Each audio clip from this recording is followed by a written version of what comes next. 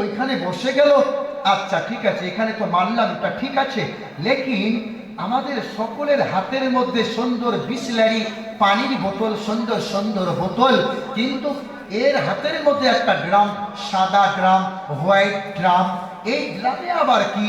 এখানে কোনো petrol diesel আছে নাকি যে এই প্লেনটাকে জ্বালিয়ে দিবে? এরা তো আতঙ্কবাদী, এরা তো হচ্ছে সন্ত্রাসী, এদেরকে ভরসা করা যায় না।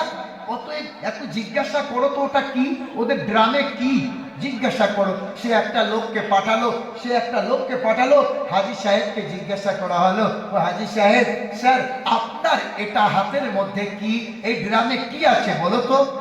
তো বলা হলো এখানে পানি আছে, আবে জমজমের পানি আছে।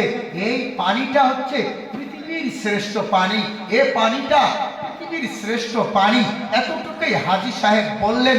সেখান থেকে তাকে সংবাদ দেওয়া হলো। ভাই একটু ভালো করে ধ্যান দিয়ে শুনি, কথাটা বুঝাচ্ছি, আপনারা বুঝবেন। বলছে না সমঝদারকে ইশারা কাফি। আর আল্লাহ তাআলা বলেন, যখন মুমিনের সামনে আল্লাহর কোরআনকে পড়া হয় তখন মুমিনের ঈমানটা তাজা হয়ে যায়। মুমিনের সামনে আল্লাহর কথা, কোরআনের কথা বললে মুমিনের দিল নরম হয়, তাজা হয়। এখানে আল্লাহর কথা চলছে, জান্নাত জাহান্নামের দিকে যাব সময় পাইলে রে ভাই, আসুন না আগে আল্লাহ তার কুদরতি ক্ষমতা কত বড় আল্লাহকে চিনে নেই, তাহলে আল্লাহকে মানা সহজ হয়ে যাবে।